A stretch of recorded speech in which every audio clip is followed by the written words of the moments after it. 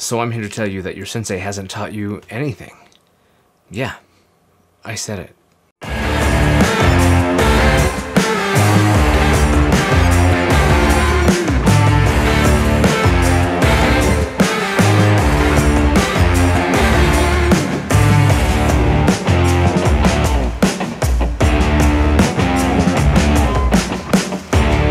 Hey, what's up? I'm Ken, this is kenfuTV, and each week I release videos in the martial arts, philosophy, technique, training, that sort of thing. And if you're new here, welcome.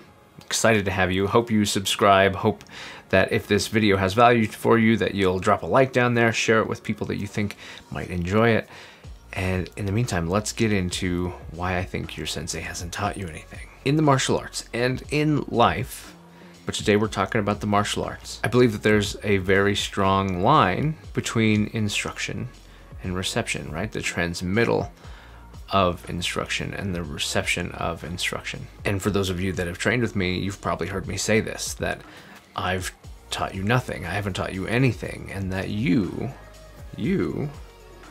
have taught yourself everything. It's my job to stand up and to present knowledge, to take what I have, what I know, what means something to me, present it to you in the best way that I know how, or multiple different ways. And for you to take that knowledge and teach it to yourself so that it makes sense, so that it's something that you have that's a part of you. And this can be a thing that can be really difficult as an instructor because you don't convey knowledge in just one way. You don't just say it and then it is so. You don't perform it and then you magically understand. If you follow different learning methods, one of the learning methods is the 3 stages of learning of motor development, the 3 stages of motor development. And those stages are cognitive, associative, and autonomous. The best that I can do is I can transfer knowledge to you in a way that makes you cognitively aware of it. It's in your head. You understand it, or you at least think that you understand it. But then it's up to you to move it into the associative phase, where you take that cognitive knowledge, that stuff up here, and you make it something that your body's able to do, that you're able to understand and control. He might tell you to punch this way or move this way. You have to actually take that command and issue it into a physical thing. You have to make the motion happen. And there's no way on this planet that I'm able to make your body do those motions. You have to do it. And doing that and spending all the times doing the reps, and that's why we rep and rep and rep, is to build on the associative phase. The associative phase is the longest phase, and then after that you have the autonomous phase. The autonomous phase being, now you've done it so many times that you've moved it firmly out of cognitive, firmly into associative, so much so that it's subcognitive, that it's subconscious, and you're able to perform it without thought. It's automatic, right? Autonomous. So the best that I can do is I can present to you in a variety of different ways, in a variety of different contexts, the principles and the biomechanics and the different things that make up any motion, any knowledge that I want you to possess. And I use every tool that's available to me for all the different types of learning, right? Sometimes you need to hear it, sometimes you need to see it, sometimes you just need to feel it. And that's one that personally, when it comes to physical skills, I believe that feeling it, understanding what it should feel like, serves 2 purposes, 2 really important purposes. One is you understand what it should feel like, so it gives you an association of where that thing is happening. Oh no, he did that, I felt it here rather than here, so now I know that I should be trying to affect your body this way. But it's also really important for your partner to have felt it. So it's another thing that will happen when I'm working with somebody is I will, if they ask to see it again or something like that, sometimes I'll perform it to them and then also to their partner. So they both got to see it and feel it. And sometimes I'll commission to their partner, hey, when you feel it, when it feels right, make sure they know that. Help them find it. They're gonna try to find what it feels like to do it. You need to help them get the feedback of what it feels like for them to be close. I've done it to you this way. It obviously worked. And so now help them find that spot. But that's just it. Now my job has been passed on also to their partner, and all 3 of us are building knowledge inside of this person. This person is teaching themselves, and all of us are playing a role in that. I believe there's a moment when knowledge passes from the person, whoever's holding the knowledge. In this case, we'll say the instructor. It passes through this space where it is transmitted by the instructor and it is received by the student. And this space, this middle space, is a hard line, but it's also a gray area. A couple good examples. I'm going to give you 2 good examples of why I believe this to be true. A kind of a negative and a positive, and in the negative context, as you can see, that if I tell you how to do something, show you how to do something, and I'm like, hey, do you understand that? And you're like, yes, I got it. This makes sense. I can do this. And then you get up and you do something very confidently different, very different, but you thought you understood. You completely thought you understood. And we've probably all have either been there or seen people in this moment where they took what they understood to be true, and then they did it, and the person who was telling them about it or how to do it or whatever, because that wasn't even close. But what's true about that? They believed that they understood what you passed to them was what they did.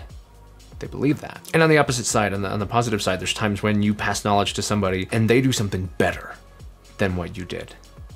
They took it, and their understanding of what you were having them do was better. It was stronger, it was more powerful, it was more fluid, it was more graceful, it was whatever, it was better than what you did. And then you say, oh yeah, so why did you do that? And they're like, I just did what you did. And they're not processing that those were 2 different things, that they were different things. The same thing happens when you're making corrections to somebody. Hey, not like this, not like that. Oh, what was I doing? This idea that I don't know, I thought that's what I was doing, and then you're telling me that I was doing something different. What was I doing? You see that line? Is it starting to become more clear? It can be presented in any number of ways. And I absolutely encourage multiple ways, because you never know what way is going to convey the message the clearest to somebody. They have to take that, they have to process it, and then they have to make it theirs. And so it goes from being what I have, what I'm sharing with you, out into this buffer zone between the 2 of us, where you pick it up and make it something that's yours. It goes from being mine to being yours. Now, that's not to say that you shouldn't be thankful and appreciative and have gratitude for having it and whoever gave it to you, and that you shouldn't have some level of respect for that. I have different feelings on whether you should say or not say who taught you that thing or whatever. If you want to pay respect to the people who gave you the opportunity to learn that, then do. But the truth is, it's yours now. You're doing it your way, with your body, in a way that only you do. And so be thankful.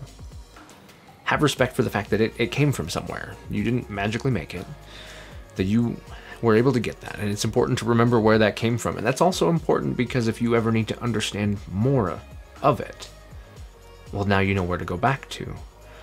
Or if somebody's trying to learn something from me and it just won't work because of my size, my ability, whatever it is that I have that's different from what you have, then maybe we can trace that back to the source of where I got it, and maybe that can help you. So understanding that link is important, but I believe very firmly that what you have is yours. And all we can really do is trust each other with what we have. I can take what I have and I can trust it to you, because once I give it to you, it is yours. You taught it to yourself the way that made sense to you. You learned things about it that maybe I knew or maybe I didn't know because you had to process it differently. You learned different things about it than I did. Things that maybe I took for granted that you didn't take for granted because they were very functional and important parts of how you had to put together your answer. And maybe I didn't have to. I could skip that part because of something else that I had that made that irrelevant to how I got to my result. So you had to use your parts. You know things about it that I don't know, and I probably know things about it that you don't know, that we can call our truths. The truths that I know and the truths that you know, that the truths about what's happening, but they're unique to ourselves. And it gets a little bit into a different concept of truth for me. I believe very strongly that I have my truth and you have your truth. And there's also the truth. We can only ever work off of our perspectives of those things. Because of that, what you believe a technique is capable of, or when to use it, or how to apply it, or how to enter into that space. And what I do, that's your truth, and then I have my truth. And then there's the fact that the technique works, and how it works, and the biomechanic principles, and all those things. That is the truth. How I apply it, and how I approach it, and how I understand it is mine, my truth. So that's it. That's the reason why I don't think your sensei's ever taught you anything. What they've done is they've done something much more amazing. They have presented opportunities to share with you things that they believe, things that are a part of them, that are important to them. And they've given you the opportunity to make something of that for yourself. Brand new, fresh, in your own mind, in your own body. That's pretty incredible. And it's a thing that we get to do all the time. And it obviously expands.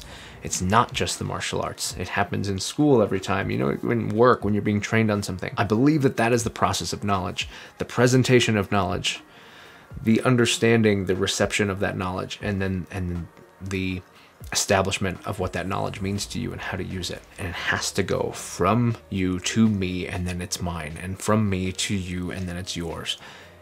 And that's the process. I hope that you like this. I hope that this had value for you. I hope if you've got questions or you've got comments or thoughts on how all this changes and how this works, and you know, maybe I opened your eyes to something, maybe you have things that you want to open my eyes to, you can give me a chance to understand your truth, your knowledge. Drop them in the comments. Help make a reaction video and just talk about it. If it's easier to just talk, I think reaction videos are really neat. But in the meantime, if you think other people need to see this, share it. If you like this kind of stuff, I do this every week, so subscribe. I'm Ken.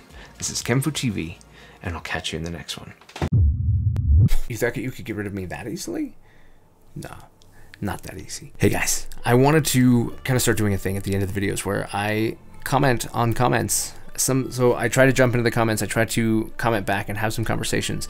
I'm not always very good at that, so I thought that it might be fun to just pick out some comments and talk about them and just respond in the video.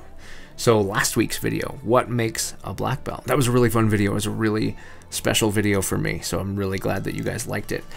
It is something that's been on my mind for a really long time, something that I've been processing and working through for a long time. And sometimes these ideas have to kind of gestate, right? They've got to kind of percolate and wait until the time comes, and that was that time. So comments, here we go. Society of American Military Swordsmanship says, I research and teach historical American military swordsmanship and am now in the process of defining proficiency levels. Your thoughts on the subject are definitely worth considering and have also taken into account that great skill does not equate to great teaching ability. I have trained with some greatly skilled swordsmen and other martial artists that really are not able to effectively transmit their art.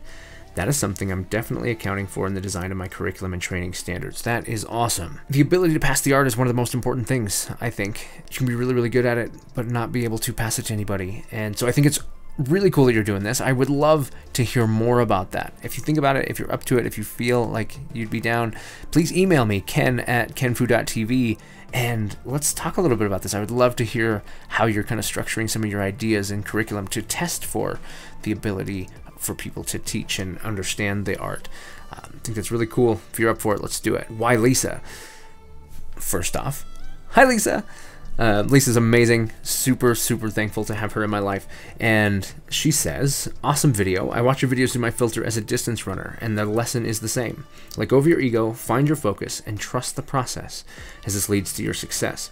Doesn't matter how you define success, a black belt, qualifying for a major, your message is universal. That's so awesome. This is such a cool thing because it is universal. All of these thoughts, all these different things, I really like how she put, I watch it through my filter as a distance runner. Really, that's all I'm doing in this channel is I've got all of these things that apply to just everything that I view through my filter as a martial artist. And I send them back out there because that's where I pick them up. That's where I observe and come to understand these things. And so to know that there's people out there that are using their own passions, their own things that they're passionate about, to find the filter that allows them to share the same message, same thoughts, same ideas that I have, and that things that I'm picking up on, and the fact that we don't have to kind of split off into our own camps, but we can enjoy this process of learning and growing as people through the filter of our own passions is just way cool. So Lisa, thank you so much for watching and spending time processing these same things through your filters and sharing that that's a way that you do things. The Invisible Sensei says, bonsai! Inspirational as usual. Thank you, brother. You guys, Invisible Sensei, I've been listening to a lot of his podcasts lately, and if you haven't been doing that, do it. Pause this video, go subscribe to that podcast, when whatever podcast thing you like, and listen to some of this. Really, really great stuff that I've found that I really enjoy, really thought-provoking. There's been a handful lately that I've had to just kind of stop after I listen to one and just let that kind of wash over me, the thoughts and things that I'm feeling after hearing some of this. You can find the Invisible Sensei YouTube, Facebook, and podcast, Instagram, all that kind of stuff. But definitely hit up the podcast. In fact, if you like this channel, if you like what I do, then you will love what he does. And he does it a little more concise. He doesn't just rattle your brain off like I do, where I'm just jabbering at you for all of your day. A little shorter, but somehow way more impactful. So check it out. Invisible Sensei. Do it. Hypnotic Skull says, I'm a white belt in Taekwondo and I'm trying my best to prepare myself for all of my mistakes and improve myself. Hypnotic Skull, that's incredible. You've already done the most difficult part, the most difficult thing that anybody ever does, which is turn up on the door, put on that white belt, and get on the mat. That is the hardest thing. You've now achieved what 99% of the people on this planet will never do. And the fact that you're already ready to make mistakes and learn from them, I just know that you're gonna love this and you're gonna be amazing. So keep it up, keep working at it. If you want to hear my thoughts on failure, because I think it's such a strong and important thing that we get up and we fail and we fail and we fail, and that's how we succeed, then check out this video right here. Maybe you've already seen it.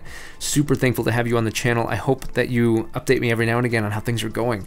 You know, next time you go test or something like that, hit me with another comment, and so I can celebrate with you, right?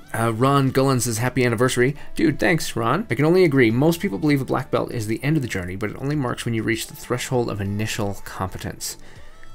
The threshold of initial competence. I really like how he put that. Such a very strong and direct way of saying exactly what I feel. You know, you don't have a cup that's half full, you don't have a cup that's half empty. You have a cup, you have literally gone through the process of building the cup, and now it's time to put something in it. You are holding an empty, ready to go cup that you're ready to fill up with your knowledge, and that is the black belt, in my opinion. And I'm super stoked. I like how you said that. The threshold of initial competence. Slider X. Oh, you salty dog, you. I knew I'd get at least one comment of somebody telling me what makes a black belt. And he said, usually some cotton webbing, black fabric, and a lot of thread. And you are not wrong.